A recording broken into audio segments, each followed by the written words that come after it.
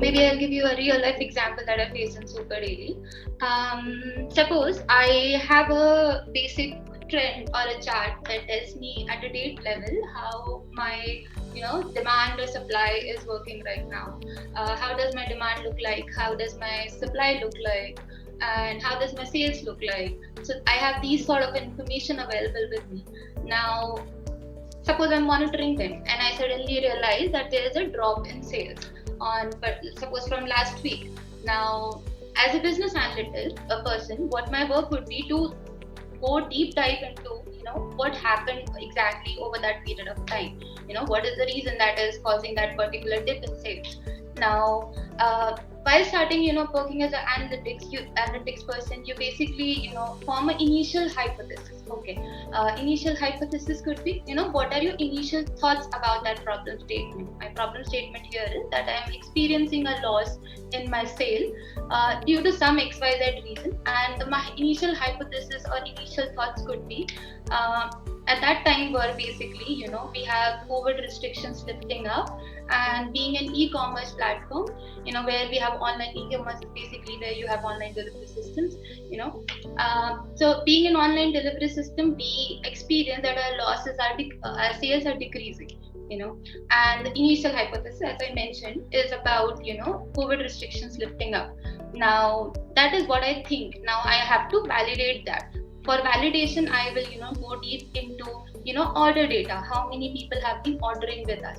Because loss of sales is kind of correlated with your orders, right? So once you get the orders information, you can get how they have been declined throughout the state level or at a country level or at a particular region level. You basically dig deep into where that problem is happening. So COVID restrictions lifting up could be a result of loss of sale in a certain region, right? So the next step after identifying the sales data or the orders data is about identifying where that issue is. If that confirms my validation or my initial basically hypothesis, then I give kind of a solution. Okay, this is what is happening in this particular region.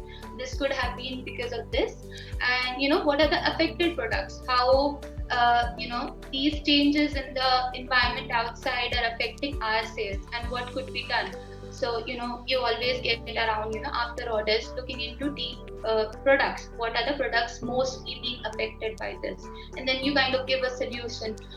Okay, this is the product that has been worstly affected. This is something you have to watch on, and maybe you can run discounts or have some benefits on that product so that it can sell faster.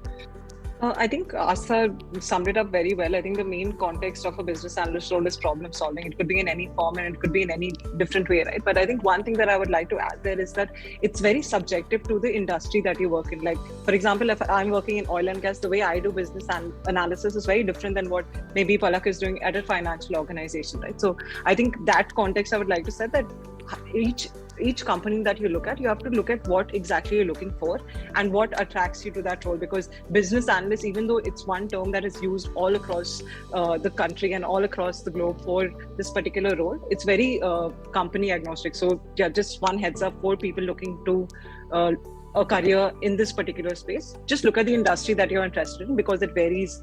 Your day-to-day job will vary according to that.